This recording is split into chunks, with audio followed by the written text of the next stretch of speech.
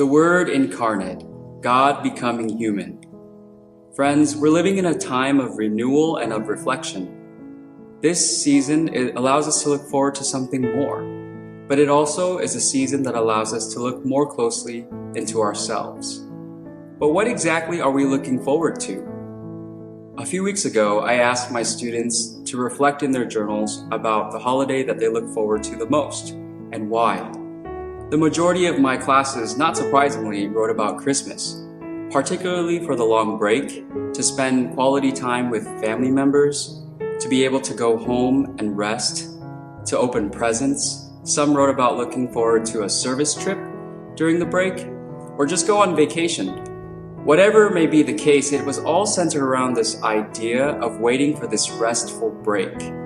A break from the busyness of daily life, a break from all of the hard work that they've put in the past couple of weeks and months. So I thought to myself, well, this is the time of the year that is really conducive to these types of reflections. Thanks to daylight savings time, our day has been getting a lot shorter and the nights have been getting longer.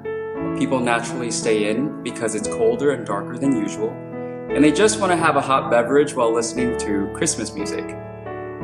So I can't help but relate to this, perhaps to the busyness that the Israelites might have felt during the incarnation over 2,000 years ago. They were completely oblivious, waiting for the next break because it's been a busy few months at work, struggling to make ends meet, trying to go on with their day, hoping that the next will be a little bit better.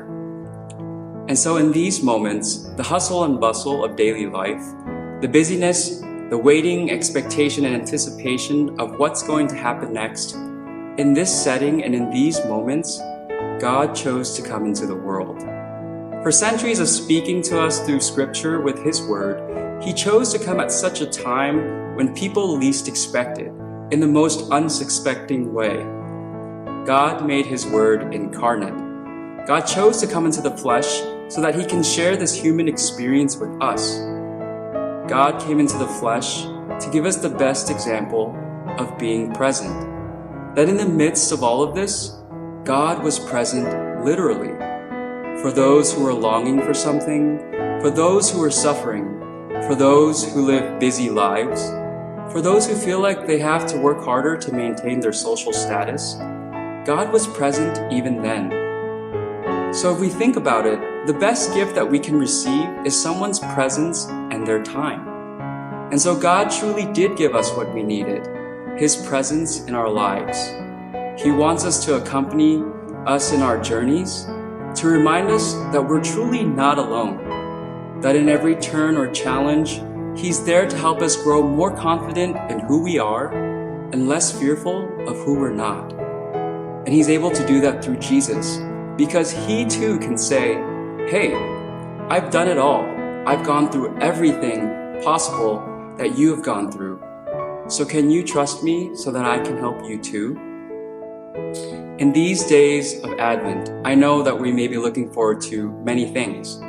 Let us remind ourselves that everything that our hearts are truly longing for is already here, is already present. So instead of asking, what is it that we're looking forward to, maybe we can ask a more reflective question of, God, can you be with me right now? Regardless of whatever it is that I'm doing, regardless of whatever it is or however I'm feeling, can you be with me right now, here? And let God respond to us by incarnating into our lives, into our hearts. Let Him prepare with us to celebrate for His own coming. Let us share with Him our struggles, our anticipation, our joys. Let us share with Him every bit of our life. Let Him come and bring light into our lives, and let Him overcome the darknesses in our lives. Friends, the Word became flesh so that we may have life. Let us begin to live in His presence so that He can truly set us free. Amen.